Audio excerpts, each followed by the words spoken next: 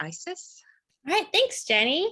Hello, everyone. Hope everyone's having a lovely day. Today, I'm going to get to talk to you guys about animals, which I'm super excited about because I love talking about animals.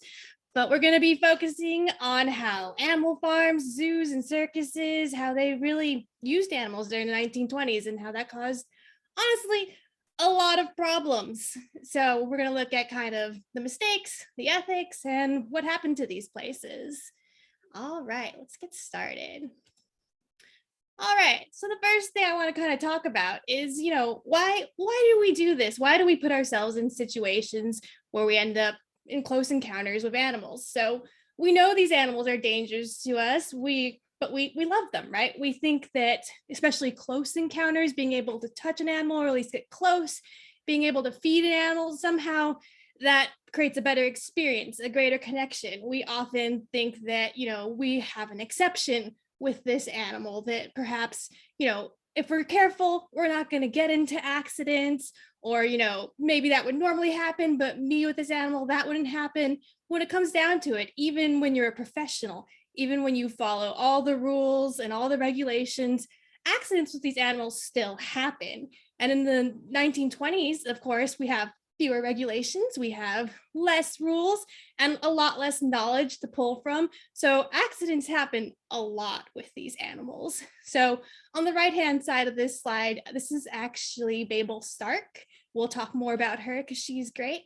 But it says local trainers nearly lose lives when attacked by animals on exhibition. And that's really going to set the theme for this talk, I think. And she, if you can't see quite well, she's kind of reaching into a tiger's maw.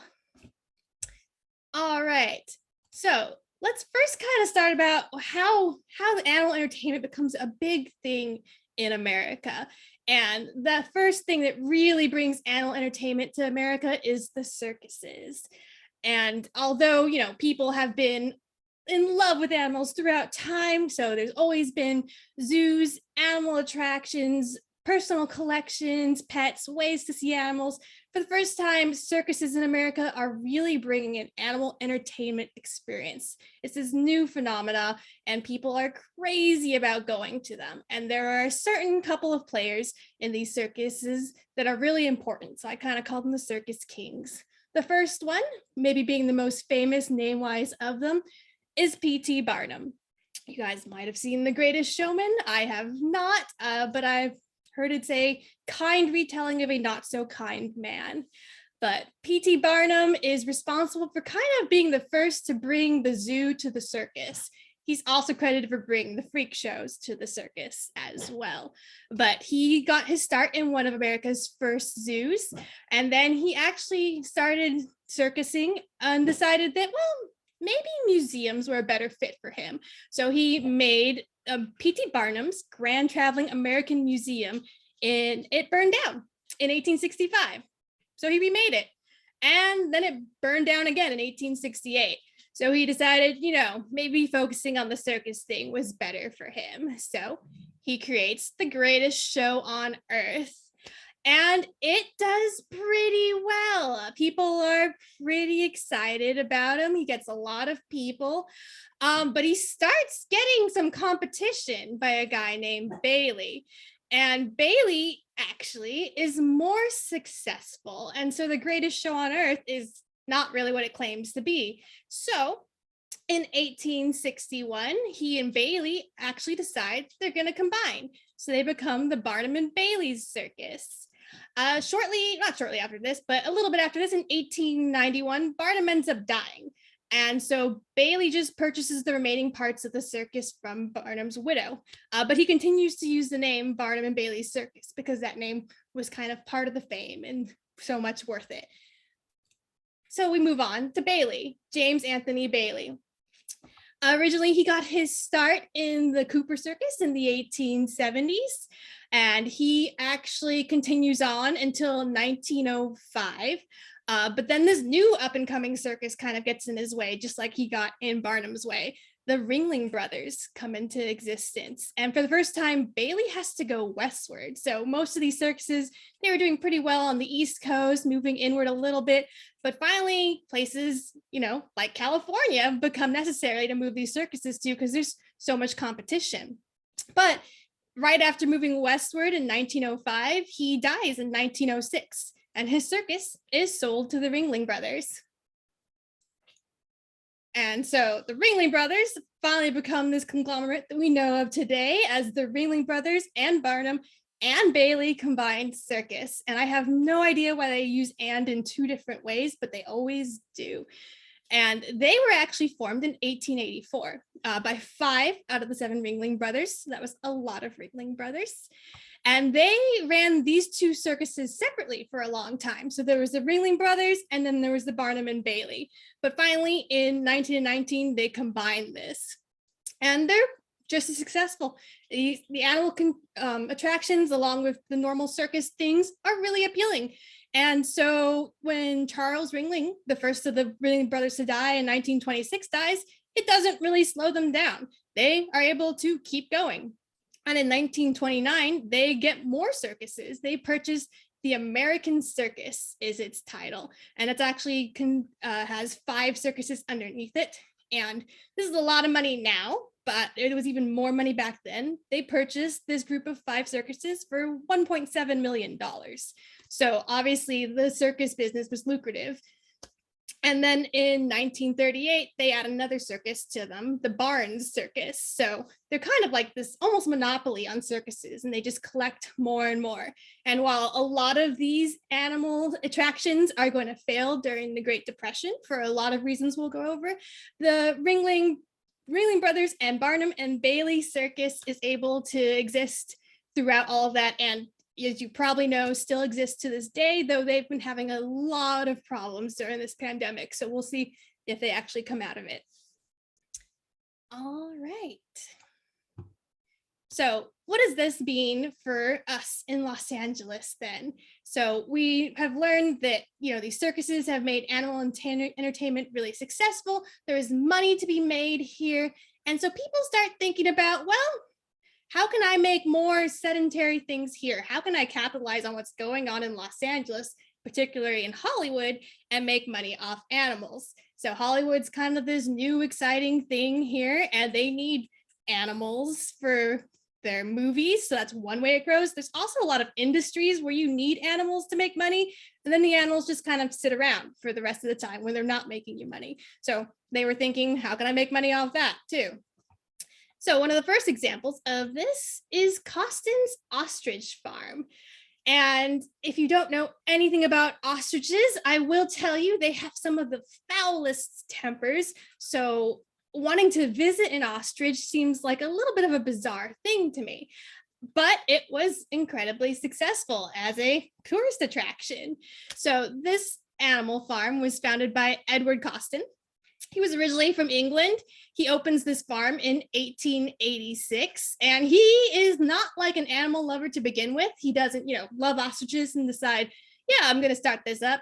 Instead, he sees a British article on raising ostriches in South Africa and how that they're so lucrative, and they're raising them to make money in the fashion industry. So ostrich plumes and hats and that sort of thing being a big way to make money, because in ladies' hats, they were incredibly popular. And he writes this magazine back and he says well, Los Angeles would be a great place to raise ostriches because of our temperament and where we are. And also that would avoid a lot of the import taxes you have to pay to South Africa in order to get all these feathers over. So he decides, you know what, this is my entrepreneurship, big deal. I am going to do this. So he purchases 52 birds from South Africa. By the time they reach Texas, 10 of them have died, which is a lot, but maybe not that many. But somehow by the time they reach here and everything's said and done, there's only 18 left. So 30 plus die somehow between here and Texas. So when he opens in 1886, there's only 18 birds of the original 52. But they do well here, and by 1888, he's back up to 34 birds. And he was able to make good money off of these. The chicks, so the baby ostriches, would run for about $435. He marketed them to people as an ability for them to make money, so their own chance to raise ostriches, claiming that they would make them $1,000 profit per bird per year. So you spend 400 on a chick now, but you'll make 1K when it gets older. And then he also, of course, benefited from tourism. People wanted to see these ostriches. They wanted to, ride them, feed them, take cart rides in them, just see them. It was a big tourist attraction. They'd buy, ostrich shells, ostrich leather, eggs, all sorts of things when they visited to go through like the tourism shop. And if you know anything about ostriches, while they can support your weight, like if you're riding them like, say, like a horse, it is really not good for them. They are not designed for it. So that's probably why they moved on to these carts instead. It is a lot healthier for the bird. And speaking of healthy for the bird, this is actually where we first get some really early animal rights questions. There are women who write in and are concerned about how these birds are treated. They're afraid that they're yanking the feathers out of these poor ostriches. So Costin has to come out telling people basically how he harvests feathers from these birds.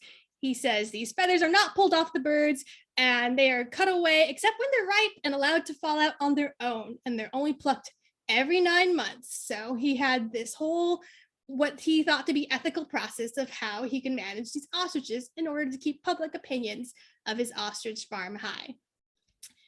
So he sells this in 1911 to bankers, though, for $1.25 million. So that's a lot of money still, and a lot in 1911. And he just retires back to England and dies there, but the farm continues to bear his name. And the farm does pretty well. It does close in 1935, and this is for two reasons. The first being, Victorian-esque fashion is on the way out. The feathers and everything in the hair and the feathers in the hats are no longer as popular, so there's not as much money to make in that industry. But also it's 1935, right? We're in the middle of the Great Depression. Ostriches might not be the most expensive animal to feed, but they are expensive to feed. And so that was the end of Costin's ostrich farm.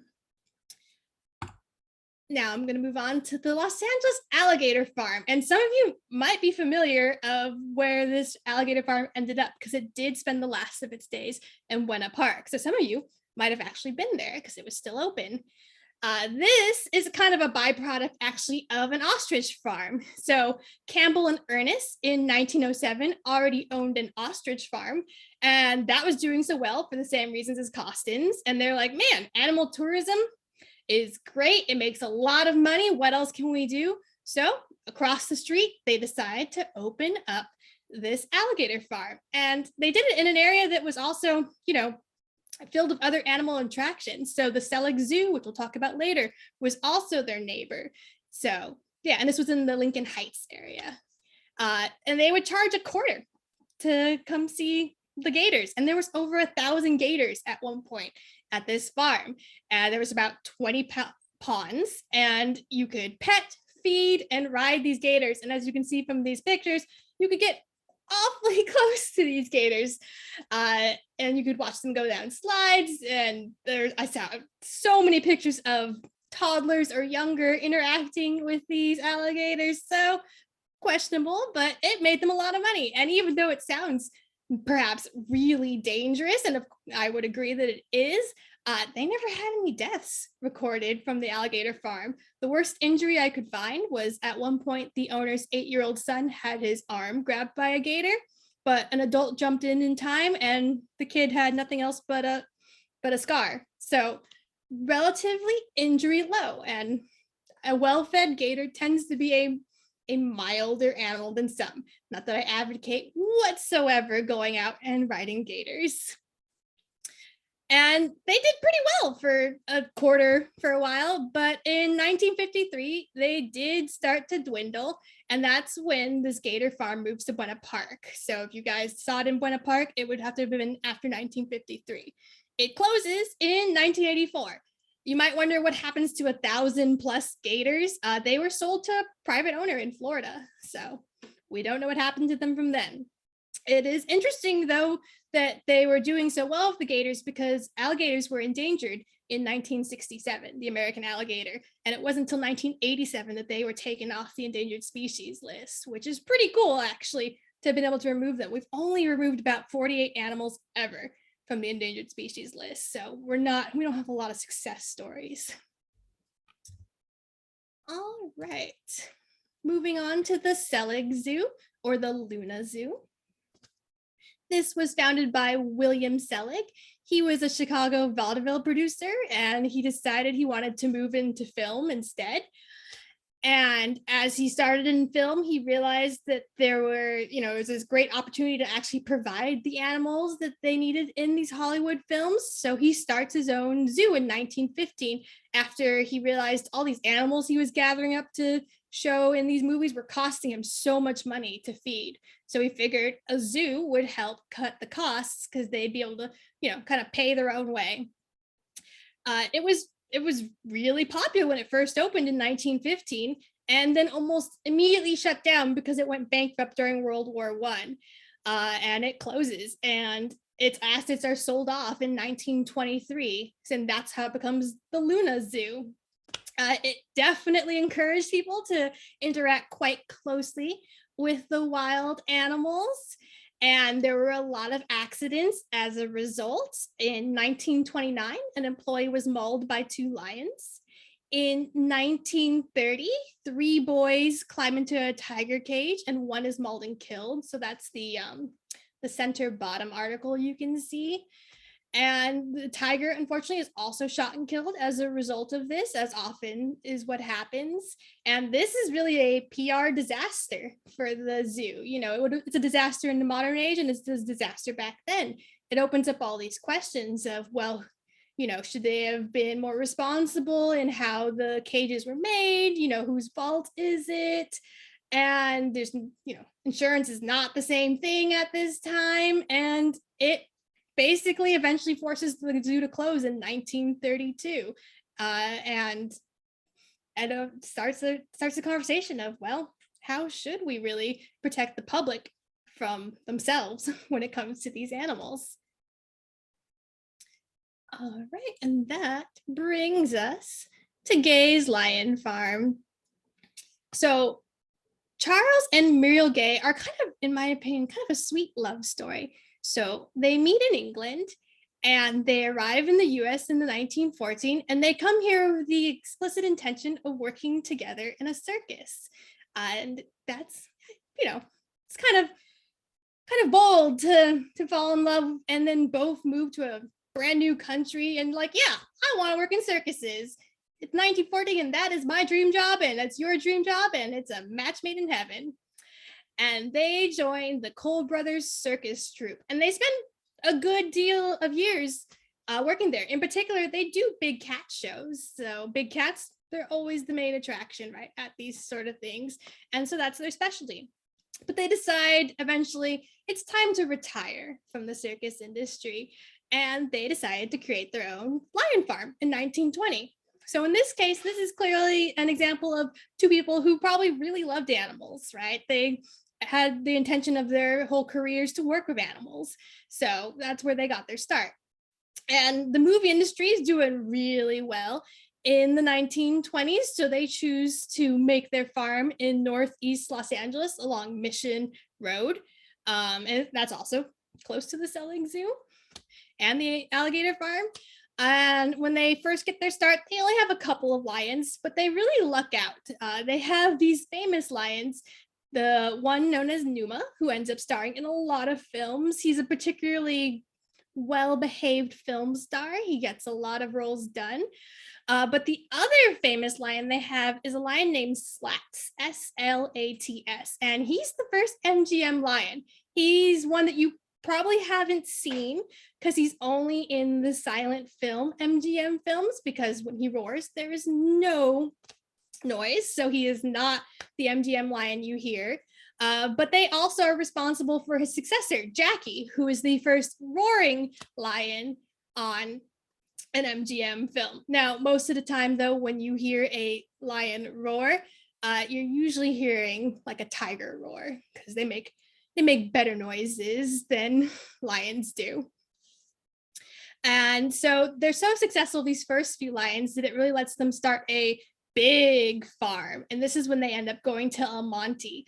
They purchase 5 acres of land in 1924 and make the official Gays Lion Farm. This facility costs them about 75 to 100,000. So they have big plans for this new lion farm. Initially, there were 46 lions housed there. So although they started with just a few lions in movies, by the time they're ready to start this farm, they're up to 46 lions. So they were pretty successful.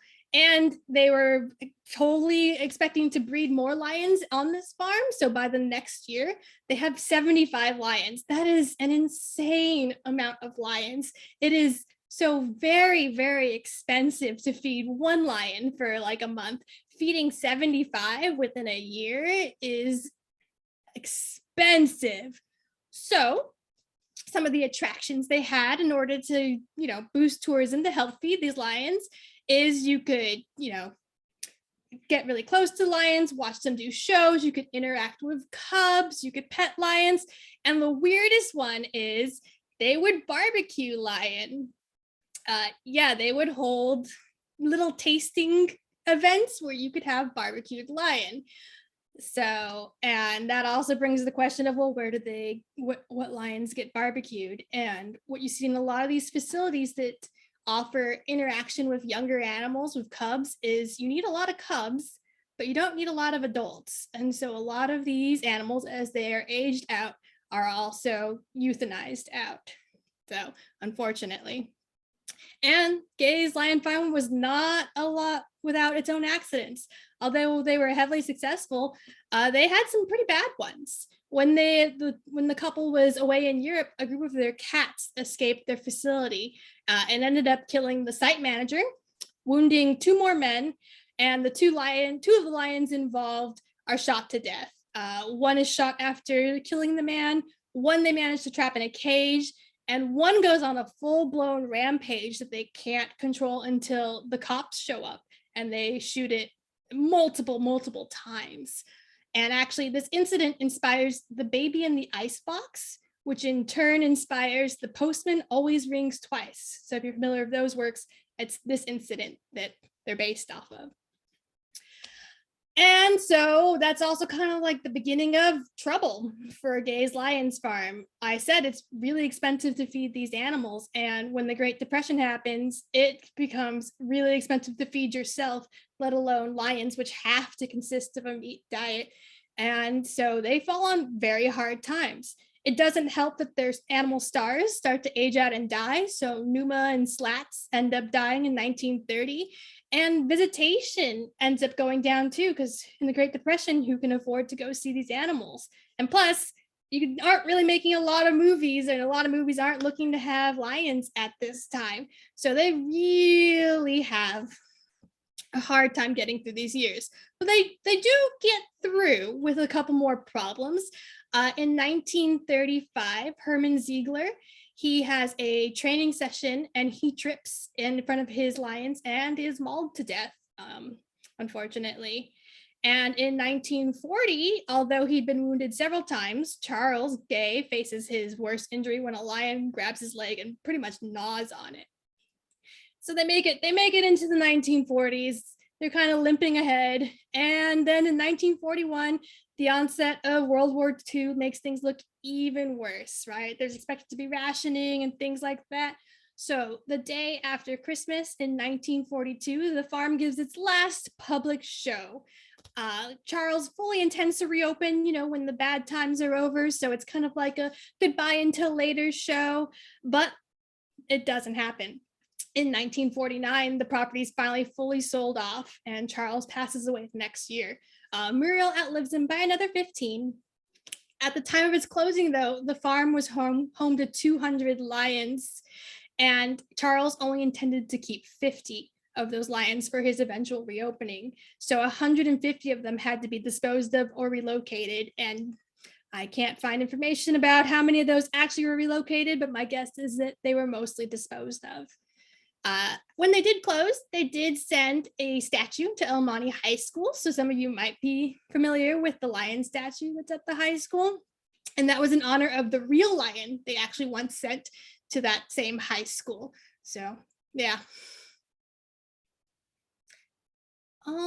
right. And then we're going to move on to really kind of one of my favorite ladies.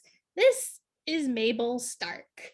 And she is perhaps one of the most infamous female lion and tiger trainers, and maybe one of the most infamous big cat trainers in general. And Mabel's story is a bit complicated to tell because a lot of her information comes from her autobiography. And it is known that she probably heavily embellished her own autobiography because we have interviews from her that directly contradict what eventually would end up in her autobiography, as well as just her interviews changing as she told them later in life. So take some things about her with a grain of salt, but of course some of the things we have from her showed up in the newspapers, and so we can take those to be as true as we can. So Mabel Stark, she started off as a nurse. Well, she didn't finish being a nurse. She went to nursing school, and she ends up not liking that, and she switches to being an erotic dancer for a little bit. She doesn't really like that either, so she finds out that the Barnes Circus is in Culver City and decides she's going to try and be a big cat trainer. And so in 1911, she joins the Barnes Circus. Now, originally, they wouldn't let her work with the big cats. There was this idea that, not only, of course, it's dangerous and that largely only men should work with the big cats as trainers. This was even true of Charles Gay and Muriel Gay. It was very unique that Muriel would work with the cats because it was not very feminine. It was so dangerous for a woman, that sort of thing. But Mabel doesn't care. Mabel had one goal, and she wanted to work with those tigers. And so she approaches the trainer for these big cats named Louis Roth. And Louis Roth is a little famous in the animal training world because he believed in rewarding positive behavior rather than just punishment, which was what tended to be used in these circuses. So, in order to have a successful big cat show, you break them, and it's the whip and punishment, and they're so scared of you they do what you want kind of thing. Well, he didn't believe in just that, because he did use that as well. He believed in rewarding positive behavior. So they do something good, they get a treat. And that is largely how modern day animal training works, is that only positive behavior and rewarding is used. So positive behavior enrichment is the only go-to accepted training strategy now. But Louis Roth was the guy who was sort of starting to use this, and she finally convinces him to let her work with the tigers. She also then goes on to marry him, and they work together for a good time. They do shows together, and in 1916, she actually gets mauled by a tiger. She goes down. The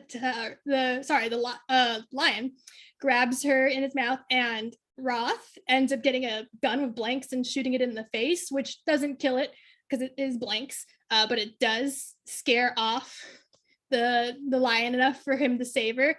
And I found this really interesting because he saves her from a mauling, and it's also noted that earlier that day, he himself was already mauled too. So you have the maulie saving the new mauled person in the same day. So very dangerous line of work. So originally, Stark started with just 2 lions and 2 tigers as her show, but she aimed big. When her act was at its height, she would go into her cage with 18 tigers. So you can kind of see in this photo in the bottom right just how many tigers would surround her. She had this big cage, and they would do these shows. And eventually, she grew a little big for the Barnes Circus and moved to the Ringling Brothers and Barnum and Bailey's Circus in 1920. At this time, she divorced Roth and married a new guy, Albert Ewing. And she had a lot of trouble with him because it turns out Albert was embezzling money from the circus, and he gets caught. She divorces him after he gets caught, but she claims that it had her in trouble with the Ringling Circus the entire time. They were punishing her for the actions of her husband. So shortly after the embezzling is revealed, they put her back on horses. And poor Mabel hated working with the horses, and all she wanted was, to get back to her cats. So in 1925, she's back to being a horse trainer and now divorced twice. But there's this guy who is in charge of her big cats, because they don't get rid of them. They're still on display to make money as something that you can pass by and view, but they're no longer doing shows with her to make money. And so they have a caretaker. And this man's name is Art Rooney. And however he must have treated her cats, he must have really impressed her, because she claims that he was the first man she married for love. So the first two she married for business and because of patriarchal demands, she claims. But Art Rooney, that was the one she married because she loved him. Unfortunately, he dies soon after, and there's no records of how he died. It just says he died. And so she moves on, and she ends up getting put back on her show finally. She joins it. Well, actually, she doesn't get put back on under the Ringlings, but she ends up leaving again, and she joins the Robinson show, where they'll let her work with tigers again in 1928. And shortly after joining, she has another terrible mauling. This is considered one of the 3 big maulings of her career, which says a lot. The mauling I mentioned earlier, where her ex-husband had to use a gun to get rid of the lion, that was not considered one of her 3 major maulings. This one is, though. Apparently, her animals, her tigers, were not fed before the show, which was common practice to make sure your animals were fully fed before you got into the ring with them. And she didn't know. She got in there, and she fell, and the tigers were on her. She was mauled in particular by 2 different tigers. She manages to get off stage and escape. She's bleeding everywhere. They're trying to get her to the hospital, but she won't go until she changes her clothes, because she wore a white outfit traditionally on stage, and it was covered in blood. So she changes. They finally get her to go to the hospital. She has to get 378 stitches, and they don't think she's going to survive. They write her off as probably going to die. But she does, of course. She does survive. She goes back to work within a few more weeks and continues her career. And by 1950, she'll get seriously mauled 2 more times and have plenty of maulings in between, as well as save a bunch of people in between. As a fellow tiger lion trainer, she is in there all the time rescuing fellow trainers, because maulings were super common, and the people who knew how to get you out of there were the other people in the industry. So what else happens to Mabel? Well, in 1929, Barnes becomes part of the Ringling Circus, like I mentioned earlier, and that's where she decides she's going to leave. She joins Barnes again, and then she leaves because it becomes, in 1929, she rejoins Barnes. But in 1938, when it becomes Ringling Brothers, Barnum and Bailey, and Barnes is in that, she leaves. She doesn't want the change of ownership. She looks for somewhere else, and she ends up going somewhere more stable. So it's no longer the traveling circuses. She goes to work in a place called Jungle Land. So that actually was in Thousand Oaks, California. It was actually around fairly long, so some of you might remember Jungle Land. And she has a pretty good career there. In fact, she's famous enough that she goes to Europe and Japan and shows off all her training with the animals. She marries a 4th time. She marries Ed Trees, and that's her last husband, who dies in 1953. And she stays at Jungle Land until it begins to financially struggle. So in 1967, for a lot of the reasons these places struggle, once again, viewership's down, visitorship is down. It's expensive to feed these animals, things like that.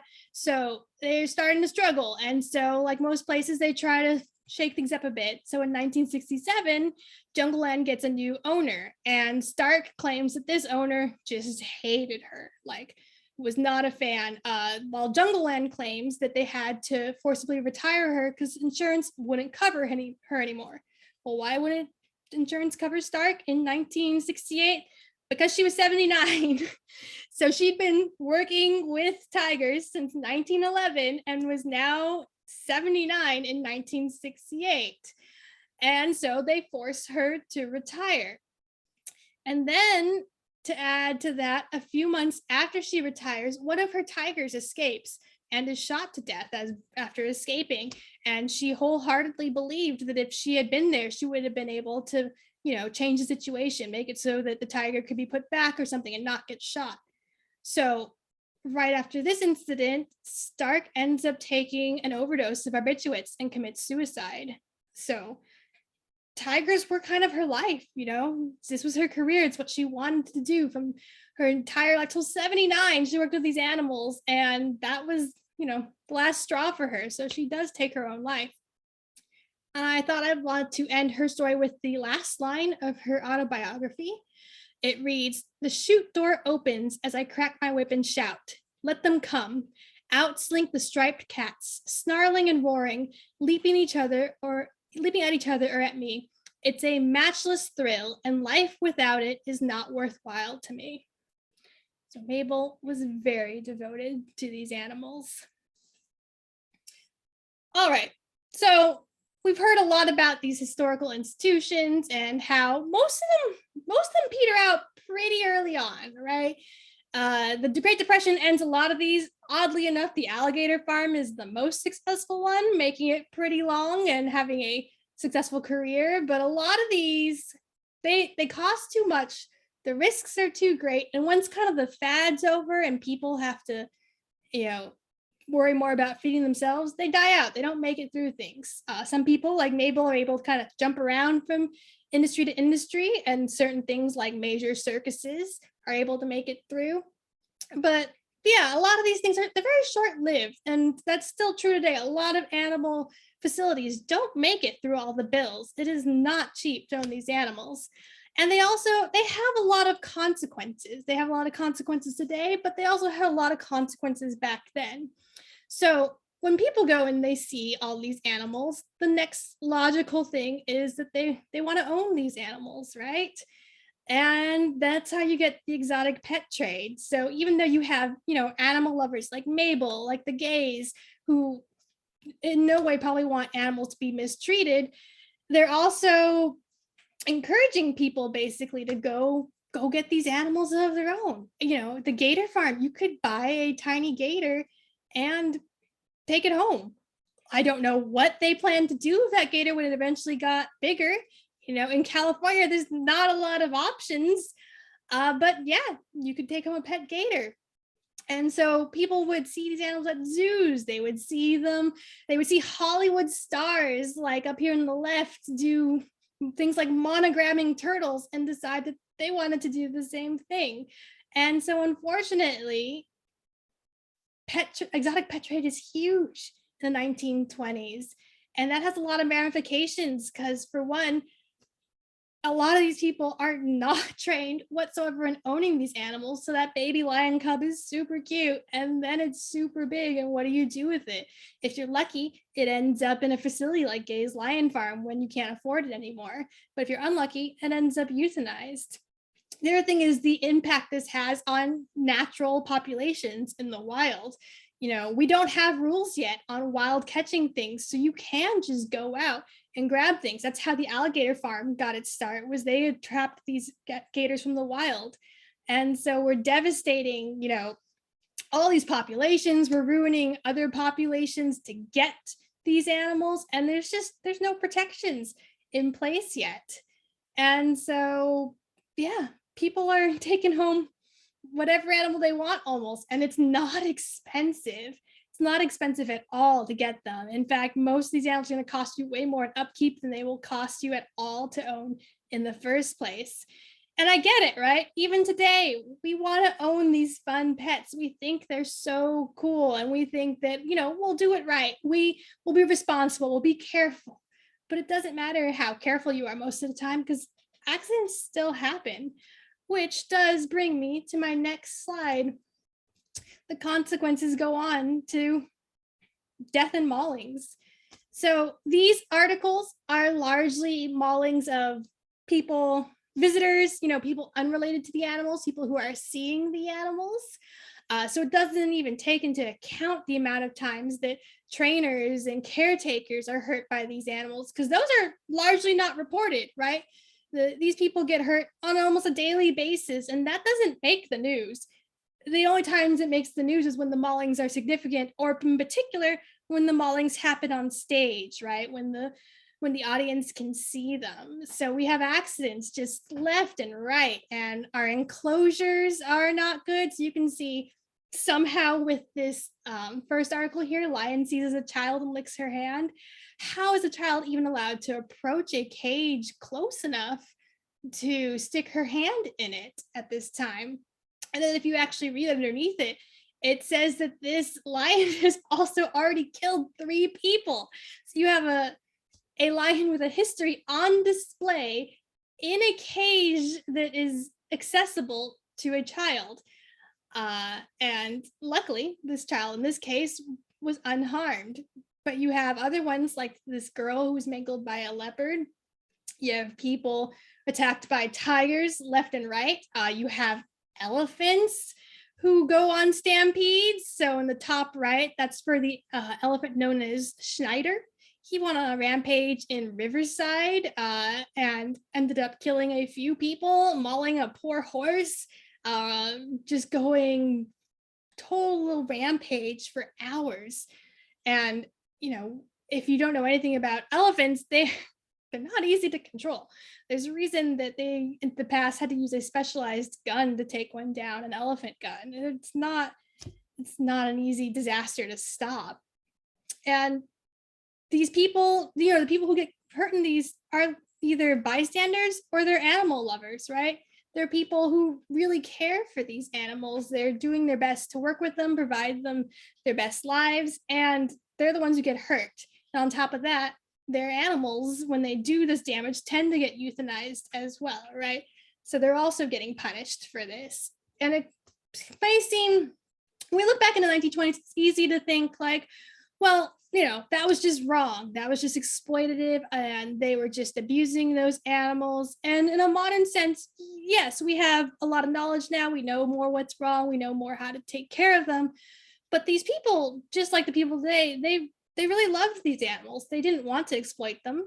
As an industry, as people up on top, there were probably people who were into just making money off these animals. But the people in there in the cages with them getting hurt, those are the people who loved them.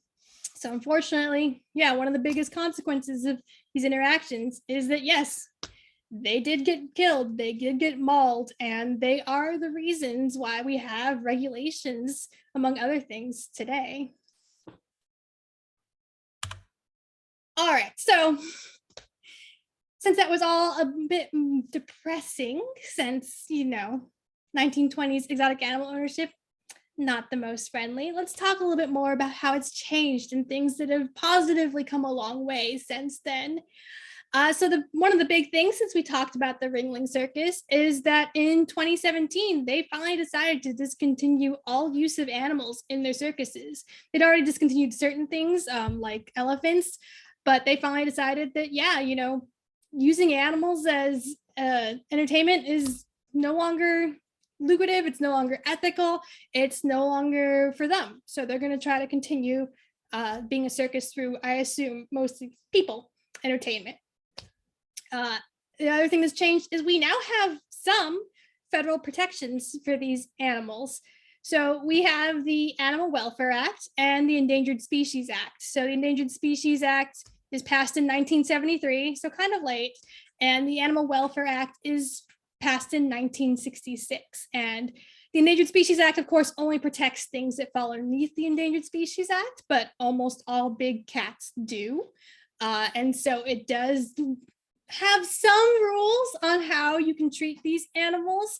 Unfortunately, it doesn't offer a lot of protections. Some of you might have watched Tiger Kings, and obviously I think a lot of people go into that documentary, or not documentary, but that film thinking that like, well, you just can't do certain things because the law says no. And then you find out that, well, actually, the law doesn't prevent a lot of the things they're doing. And that's because our federal laws are fairly loose when it comes to animal protections. So mine is the Animal Welfare Act, which has some basic protections on, not abusing animals, and the Endangered Species Act, which helps a little more if you're endangered. There's not good protections, which brings you to the quote that people say. I've heard two versions. One is true, one is not true. I've heard there are more tigers in Texas than in the wild, and I've heard there are more tigers in captivity than in the wild. There are not more tigers in Texas than in the wild, but there are more tigers in captivity than in the wild. So then why does the Endangered Species Act not protect them? And why are they endangered if there's so many in captivity, right? And what it comes down to is that the gene pools of the animals in captivity are frankly quite garbage. They cannot be released back into the wild. They're heavily inbred. To be able to have that white tiger that everyone loves takes a lot of inbreeding. It comes with a lot of issues genetically. It's not something you want in wild populations. And so these animals that are in captivity in your roadside attractions, in your roadside zoos, they don't help at all with the health of the general population of, say, tigers. And that's where something else that comes into it. It's important. There's something called Aza Accreditation. And this is the American Zoo Association accreditation. And what this is, it's kind of the gold standard of rules and regulations that zoos should follow. And not just zoos, aquariums, sanctuaries, rescues. This is what OSHA and the USDA go by. But this is not federally enforced. This is, if you choose to follow it, this is like your gold star if you're doing a good job. So, as people who maybe are considering going to animal facilities, checking if a facility is AZA accredited is always a good way to see if they're doing their best to maintain the animal's health and happiness. It was founded actually in 1971 as a response to growing concern for animal care. So, we start thinking about animal cruelty a lot in the 1970s. And as a result of that, we get the AZA. And at first it was, just zoos, and it was a voluntary thing. And as long as you joined and paid your fees, you could be accredited. But they changed that in 1985. Instead, you have to first pass the tests, pass the regulations, pass several severe checks before you can be AZA accredited. And you might think like, well, cool, I bet there's a lot of AZA accredited places then. There's not. About 10% of these animal facilities are AZA accredited. So that's very, very few. And I don't want you to think that every place that doesn't have AZA accreditation is bad, because your small rescues that are doing their best for wildlife rehabilitation, these small places that are just trying to help, the animals that have come onto their doorstep, they're not going to be able to afford the steps and the amount of money that it takes to be accredited. But your big zoos, or anything that labels itself a zoo, you can scrutinize, I believe, under these standards, because they're different things. And the big difference between a zoo that's doing good and a zoo that's not is that most accredited zoos are actively engaged in bettering wild populations. They have breeding programs, they have research programs, they have rescue programs. They're more than just the animals you see on display. There's a lot going behind the scenes in these zoos and in these aquariums and and similar facilities where they're trying to better the animals out there, as opposed to these roadside attraction places that they want you to see their things and they want to make money off it. And especially if these places are breeding, like I said, the animals they're breeding, they just create more animals that can't be used to help anyone except for their wallets. So, and then lastly, things are starting to change finally. California already has really strict exotic animal laws. I know that we still can't own hedgehogs or ferrets, which is a little controversial because there are studies that argue that we should be able to.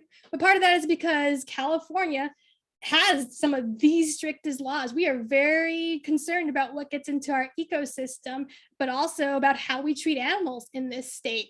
So you are not allowed to own big cats in California as a plain ordinary person. It's also really hard to work with big cats because we've had so many accidents. Whenever an accident happens, bad PR happens, we start scrutinizing the rules and the laws we have about animal ownership. And when it happens in California, we added a bunch of different laws. You have to have very specific training to work with big cats. You can't just, go sign up at a zoo and work your way into working with them. You have to go through a lot of training. You have to have at least 2 barriers between you and the public when you're working with a big cat. Now that can be 2 fences, that can be a fence and a moat. There's regulations on how tall that fence has to be, how big that moat is. With big cats, all those fences have to have kick-ins, which means they go up and then they go like this to make sure the cat can't go over them. And we had to change those rules because we thought we had it down until a tiger got pissed and leapt over one of those fences, and turns out had to make them taller. So California, our state laws are pretty good. But like I said, there's not a lot of federal laws, and it all comes down to state by state and what sort of laws they have. And so we're finally starting to try and change that. Some of you, like I said, might have seen Tiger Kings. And one of the results of Tiger Kings is that we have a federal law trying to be passed right now to protect big cats and disallow their ownership in private hands. It's called the Big Cat Safety Act, and it's going to amend the Captive Wildlife Safety Act. And that's basically going to say no big cats. And that includes, lions, tigers, leopards, cheetahs, cougars, hybrids of the species. It does not include smaller cats, which are still big, so to speak, like ocelots, servals, caracals, that sort of thing. But it's a first step. And it so far has not passed. It got through the House, and it's stuck in red tape and things like that right now. So we'll see if that actually ends up far enough to be voted on. But yeah, animal ownership. We love them. We love to see them, but we have a bad history of accidents, of abuse, of just not being able to provide for them. And so that's how we've gotten here today. And hopefully, I hope that, our protections and the way we treat our animals will continue to improve. All right, any questions, any comments? I know lots of animal facts. If you have any questions on particular animals.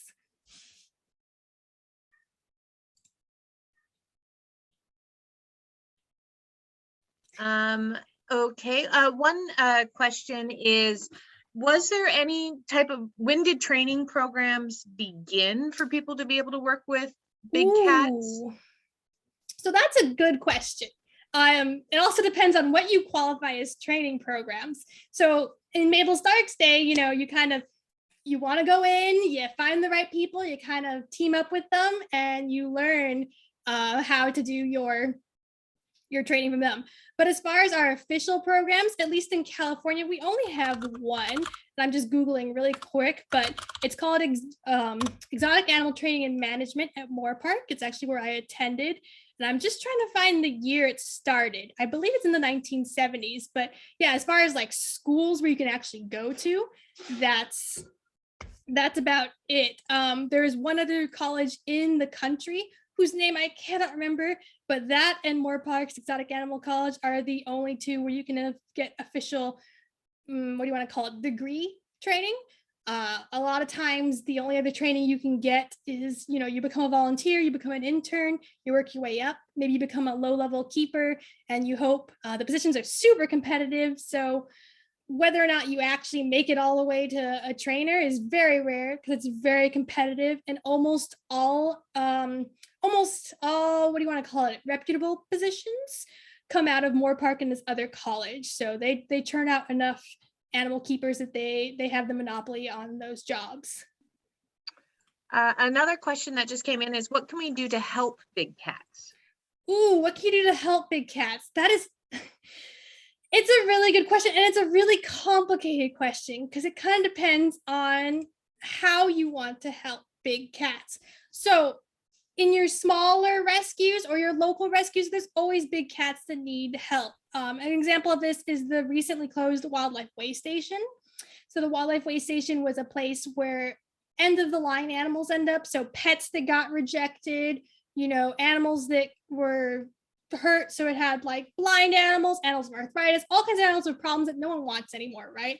Those animals are looking for a place to come stay the rest of their life and live that out. So those animals need help in a certain way, right? They need money because that's why the wildlife way station closed down. They need money to just give these animals a pleasant last few years of their life. They're not breeding, they're not trying to be entertainment, but they're also not working in conservation. They're just, they're a sanctuary, they're providing relief. So you can always donate to facilities like that. You can volunteer your time. It's one of the only ways you can work with big cats to a certain degree is to volunteer at a place like this. Another one is, of course, the big cat rescue you see in Tiger Kings is a similar facility where these animals go to finish their life. I know the video shows her in her earlier years breeding animals and things like that.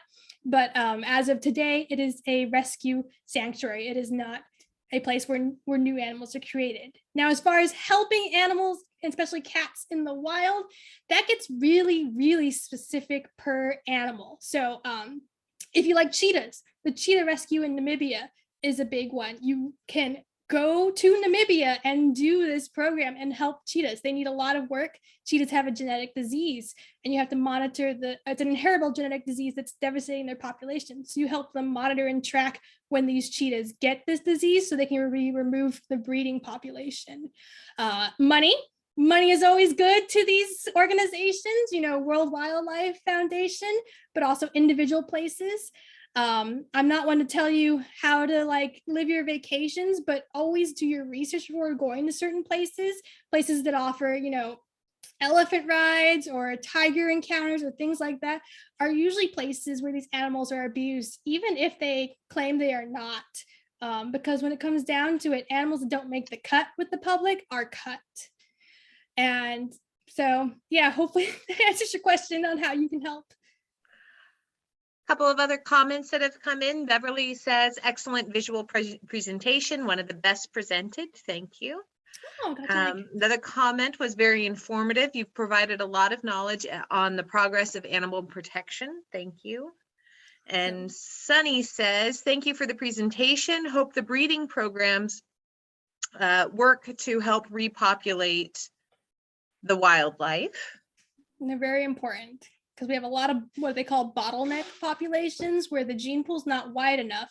And if we don't help widen it, then it'll die out even if there are remaining members of the population. Another question that's just come in is that, are there any famous big cats nearby, maybe big cat rescues nearby? Are there any famous, that is a good question. Unfortunately, like I said, we lost the wildlife way station. There's Forever Wild, I believe, is still going. But I have to check because the pandemic has changed a lot of things. The pandemic has been hard on a lot of animal places. So that's the only one I could think of that's still local-ish. There are other animals. We have 2 wolf rescues, one in Lucerne Valley, one in Julian near San Diego. Also in San Diego, the Wild Animal Park has the best cheetah program, and that's not just to see the cheetahs. They are working with the cheetahs to save them. So they're a major player. And other than that, we've lost most of these places. It's so expensive to feed these animals, and even famous ones like the Big Cat Rescue that get, they get YouTube revenue. They're famous now, and they still run on a volunteer staff because that's the only way to survive, unfortunately, with these animals. All the money goes towards feeding these animals. These places don't tend to have a lot in savings, and one disaster is all it takes for them to have to close down. And then they shuffle the animals around and hope some other organization can take them.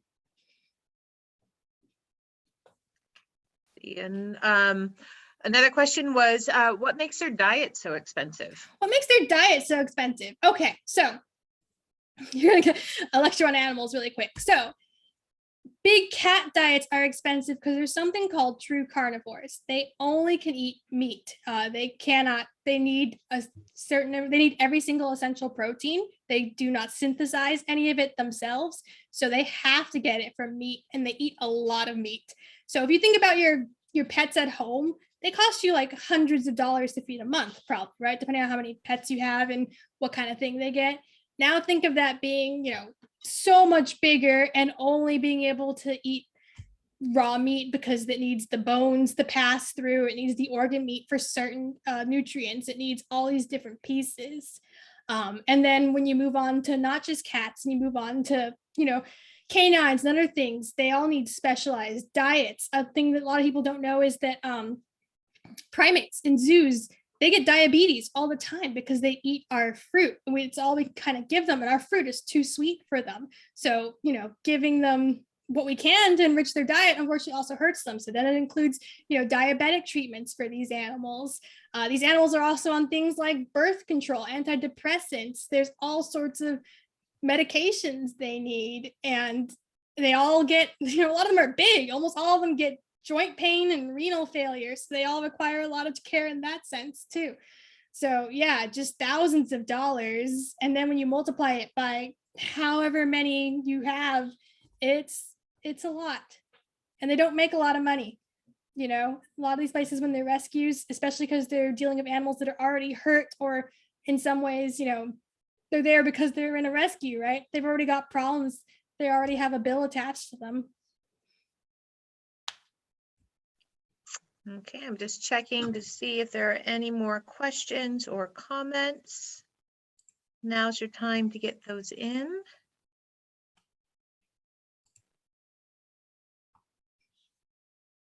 I don't see anything else right now, but I want to give a big thank you to Isis for presenting this program today. We often look at these things in history and not really think about where these things start, how we get to the issues and problems that we have today. And so I think this is a very timely program as people are kind of reawakened in the last year or two about the issues of exotic animal ownership. And hopefully you've been inspired to go out there and make the world a better place for animals in one way or another. Pauline says, thank you very much, Isis. I learned a lot. Oh, glad to hear it. So we do have one more Zoom program available for this month. On March 20th, we will be having the program on the second life of Ida Addis.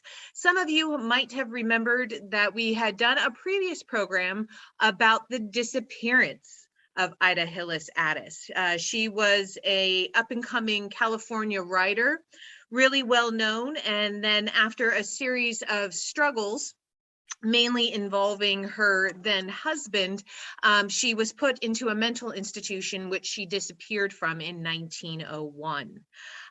And we are going to be joined by an attorney, Ashley Short, out of Maryland, who, after seeing the program, decided to dive in and learn a little bit more to see if she could track Ida down, and she did.